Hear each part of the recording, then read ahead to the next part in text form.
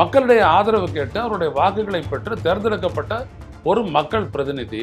அதற்கு மாறாக அந்த கட்சியினுடைய வழிகாட்டுதலுக்கு மாறாக அவர் செயல்பட்டால் அவர் தகுதி இழப்பை, சட்டமன்ற அல்லது நாடாளுமன்ற உறுப்பினர் பதவியை இழப்பார் என்பதுதான் அரசமைப்பு சட்டத்தினுடைய 102(2) 191(2) அதுல இருக்கக்கூடிய அந்த சாராம்சம் தான் 10வது ஷெட்யூல் என்று சொல்லக்கூடிய 10வது அட்டவணையில பட்டிருக்கு. அந்த ஆதரிச்சு ஓட்டு போட்டவர்கள 4 பேர் பதவி விலகி ஆளும் தாவேகா தமிழக வெற்றி கழகத்தில் சேர்ந்துட்டு அந்த கட்சியினுடைய சார்பா இடைத்தேர்தலில் போட்டியிடுவோம் அப்படின்றதையும் சொல்லிடுறாங்க. ஆனா கட்சியை விட்டு விலகிற அந்த விலகல் கடிதத்தை, ராஜினாமா கடிதங்களை சபாநாயகர் ஜே.சி.டி. பிரபாகரன் பெற்றுக்கொண்டு ஏற்றுக்கொள்கிறார். இது ஜனநாயக உரிமை மீறலா, அரசியல் மீறலா இல்லையா?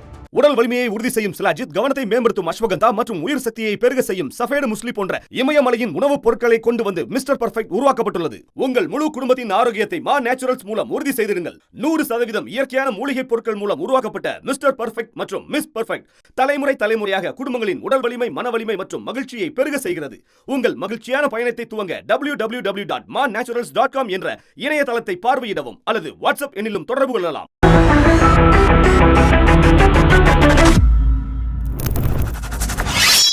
வணக்கம் தோழர்களே, ருச செய்தியின் வாயிலாக இன்று மீண்டும் உங்களை சந்திப்பதில் பெரும் மகிழ்ச்சி அடைகின்றேன்.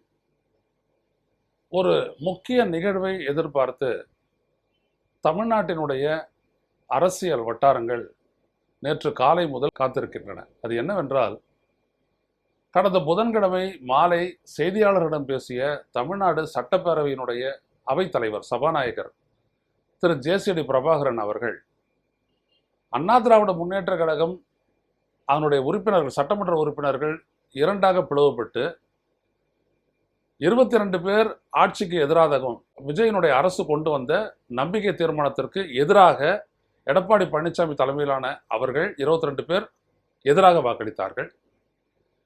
திரு சண்முகம், வேலுமணி ஆகியோருடன் கூடிய 25 பேர் ஆட்சிக்கு ஆதரவாக வாக்களித்தார்கள். ஆனால் கட்சித்தாவல் தடை சட்டத்தின்படி கொறடா உத்தரவை மீறி எதிர்த்து ஆட்சிக்கு ஆதரவாக வாக்களித்தவர்களுடைய பதவி பறிக்கப்பட வேண்டும் என்று சொல்லி எடப்பாடி பழனிசாமி தலைமையிலான அவர்களுடைய கொறடா திரு அக்ரி கிருஷ்ணமூர்த்தி அவர்கள் சபாநாயகரிடம் ஒரு கோரிக்கை மனுவை கொடுத்து விட்டார். அந்த கோரிக்கை மனு மீது சபாநாயகர் உடனடியாக முடிவு எடுத்திருக்க வேண்டும், ஆனால் எடுக்கவில்லை. ஆனால் முடிவெடுப்பதற்கான காலவெளி வந்துட்டு ஒரு 15 நாட்கள் இருந்தது. அரசமைப்பு சட்டத்தினுடைய 10வது அட்டவணை அதன்படி அவர் நடவடிக்கை எடுத்திருக்க வேணும். அதைத்தான் வந்துட்டு நேற்று காலை அறிவிப்பதாக சபாநாயகர் ஜே.சி.டி. பிரபாகரன் சொன்னார். ஆனால் எந்த விதமான அறிவிப்பும் இல்லை. இன்று மாலை நான் பேசிக் கொண்டிருக்கக்கூடிய இந்த நேரம் 6:30 வரைக்கும் அதை பற்றி எந்த விதமான இதுவும் இல்லை. ஒரு அமைதி நிலவுகிறது. அது ஆச்சரியமா இருக்கிறது. ஊடகங்கள் அதை பற்றி பெருசா விவாதிக்கல. கட்சி மாறல் தடுப்பு சட்டம்ன்றது எதுக்காக வந்துச்சு? ஒரு கட்சியின் சார்பாக அந்த கட்சியினுடைய கொள்கை நிலைப்பாட்டுகளை சொல்லி மக்களுடைய ஆதரவு கேட்டு அவருடைய வாக்குகளை பெற்று தேர்ந்தெடுக்கப்பட்ட ஒரு மக்கள் பிரதிநிதி. அதற்கு மாறாக அந்த கட்சியினுடைய வழிகாட்டுதலுக்கு மாறாக அவர் செயல்பட்டால் அவர் தகுதி இழப்பை, சட்டமன்ற அல்லது நாடாளுமன்ற உறுப்பினர் பதவியை இழப்பார் என்பதுதான் அரசமைப்பு சட்டத்தினுடைய 102(2) 191(2) அதுல இருக்கக்கூடிய அந்த சாராம்சம் தான் 10வது ஷெட்யூல் என்று சொல்லக்கூடிய 10வது அட்டவணையில பட்டிருக்கு. இந்த அட்டவணை அப்படின்றதுடைய முக்கியத்துவம் என்னன்னு கேட்டீங்கன்னா தோழர்களே, இந்த 10th ஷெட்யூல் அப்படின்ற இந்த அரசமைப்போடு இருக்கக்கூடிய அந்த அட்டவணையில் ஒன்றில் சேர்க்கப்பட்டால் அதற்கு மாற்று கிடையாது. அது நீதிமன்ற தலையீடு கூட இருக்கக்கூடாது. யாரும் அதை மாற்றி பேசவும் சொல்ல முடியாது, அதை மாற்றவும் முடியாது. ஏன்னா 10th ஷெட்யூலில் போயிடுச்சு. இது ரொம்ப முக்கியமானது. அதெல்லாம் என்னன்னா, அறுதியிட்டு அரசுக்கும் நாடாளுமன்ற உறுப்பினர்களுக்கும் சட்டப்பேரவை உறுப்பினர்களுக்கும் கொடுக்கப்பட்ட வழிகாட்டு நெறிமுறை. இதை மீறக்கூடாது. அதுக்கு பேர் தான் 10th ஷெட்யூல். அதில் டிஸ்குவாலிஃபிகேஷன் அப்படின்ற அந்த கிளாஸை நான் படிக்கிறேன், நீங்கள் கேட்டுக்கங்க. Disqualification on ground of defection subject to the provisions of paragraph 4 and 5 கீழே வருது. member of a house belonging to any political party shall be disqualified for being a member of the house. ஒரு அவையினுடைய உறுப்பினராக இருக்கக்கூடிய தகுதியை இழப்பார். எப்பொழுது? if he has voluntarily gives up his membership of such political party. அதாவது ஒரு அரசியல் கட்சியினுடைய உறுப்பினராக இருக்கக்கூடியவர் அந்த பொறுப்பிலிருந்து விலகினால் அவருடைய சட்டமன்ற உறுப்பினர் தகுதி போய்விடும் ஆட்டோமேட்டிக்கா. அல்லது B, if he votes or abstains from voting, அவர் வாக்களித்தாலோ அல்லது வாக்களிக்காமல் புறக்கணித்தாலோ, from voting in such a house contrary to any direction issued by the political party to which he belongs என்று சொல்லியிருக்கிறது. Or by any person or authority authorized by it in this behalf. அதான் கொறடா உத்தரவு. without obtaining in each case the prior permission of such a political party. அந்த கட்சியினுடைய முன் அனுமதி பெறாமல் அவர் நடந்து கொண்டார். person or authority and such a voting or abstention has not been condoned. அப்படி அவர் எதிர்மறையாக செயல்பட்டு அதை அந்த கட்சி கண்டுகொள்ளாமல் விடப்பட்டால் தவிர person or authority within 15 days from the date of such a voting or abstention he will be disqualified for being a member of the house. இதான் முக்கியம். அப்போ இங்கே கவனிக்க வேண்டியது என்னன்னா, ஓட்டு போட்ட அந்த கணமே இவங்கள இந்த 25 பேரும் அதிமுகவை சேர்ந்த சிவி சண்முகம், அப்புறம் எஸ்பி வேலுமணி உள்ளிட்ட தங்கமணி உள்ளிட்ட 25 பேருடைய சட்டப்பேரவை உறுப்பினர் தகுதிகள் போய்விட்டது. இல்லை, அதை உறுதி செய்ய வேண்டியவர் யாரு? சபாநாயகர்.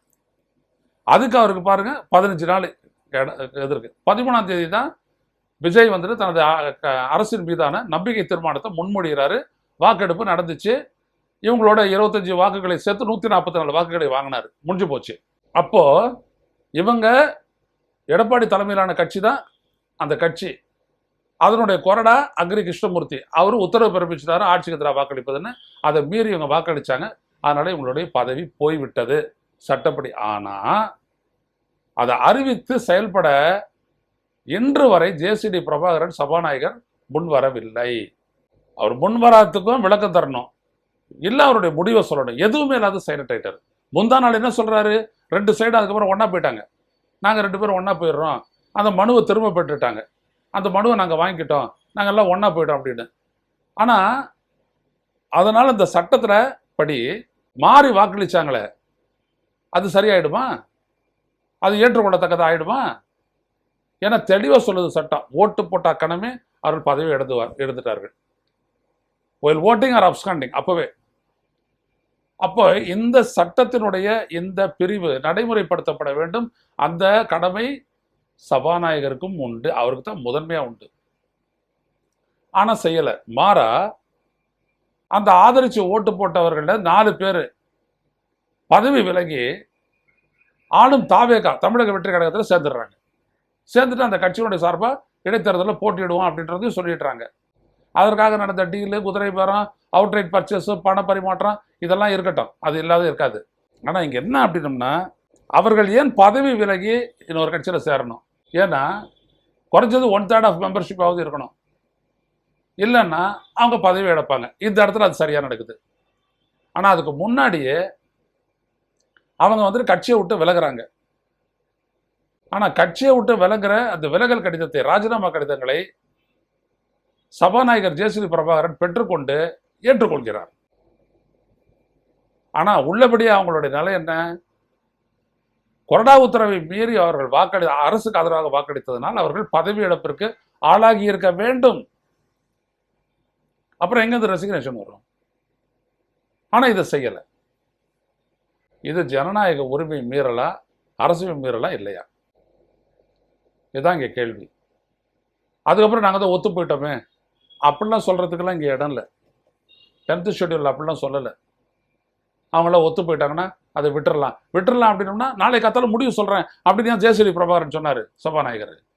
அது சொல்லியிருக்க வேணாவே. அதான் அவங்க வாங்கிட்டு போயிட்டாங்க, அதனால் அதுக்கான இடமே இல்லை அப்படின்னு சொல்லணும். நாளை காத்தால நான் முடிவு அறிவிப்பேன்றாரு. அப்போ விஜய் வந்துட்டு டெல்லியில் இருக்காரு. மறுநாள் காத்தால முடிவு அறிவிப்பேன்னு சொல்லிட்டு இருந்தார்.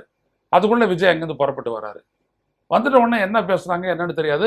ஆனால் இதுவரை முடிவு எடுக்கப்படவில்லை. இதை எப்படி எடுத்துக்கிறது? தன்னுடைய பதவியை காப்பாற்றிக் கொள்ள எதையும் செய்வார் விஜய். தூய சக்தி. எப்படி இது? ஜனநாயகத்தையே காக்க தவற நீங்கள் எப்படி ஒரு நல்ல ஆட்சியை கொடுத்துட முடியும்? ஜனநாயகத்தின்படி உங்களுக்கு ஆதரவாக வாக்களித்தவங்களுடைய பதவி பறிக்கப்பட்டிருக்க வேண்டும். உங்களுடைய கட்சியின் சார்பாக தேர்ந்தெடுக்கப்பட்டவர் சபாநாயகராக இருக்கிற ஜெயஸ்ரீ பிரபாகரன், 1000 விளக்கு தொகுதி சட்டமன்ற உறுப்பினர். எப்படி இதை எடுத்துக்கிறது? இதை எதிர்கட்சிகள் திமுக உட்பட யாரும் கேள்வியே எழுப்பல. அது ஏன்னு தெரியல. ஆனால் விவாதங்களில் தொலைக்காட்சியிலலாம் நம்ம ஈடுபடுறோம். அதிலெல்லாம் வந்துட்டு இதை சொல்லியாச்சு. இது எப்படி? இதுதான் இங்கே கேள்வி. அப்போது நாங்கள் தூய ஆட்சி ஜனநாயகத்தின்படி இருப்போம், வெளிப்படைத்தன்மையோடு தான் எங்களுடைய ஆட்சி இருக்கும், எல்லாம் புஷ் கடைபிடிக்கப்படாது. இதானே?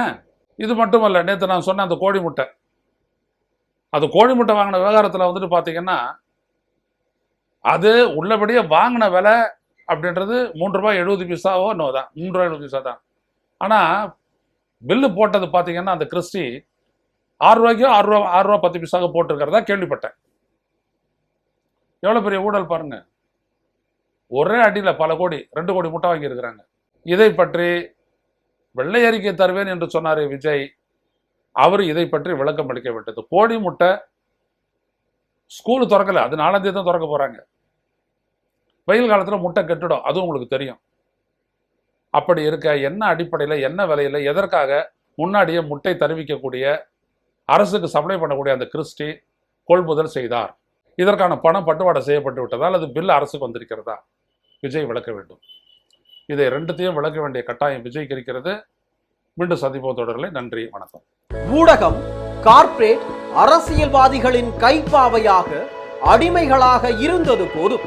இனி சாட்டை எடுத்து சுழற்றும் நேரம் வந்துவிட்டது. ஊடகம் பொதுமக்களாகிய உங்களுக்காக, உங்களாலேயே இயக்கப்பட வேண்டும். ஊடக சுதந்திரத்திற்காக உங்களின் பங்களிப்பை இன்றே அளித்திடுங்கள்.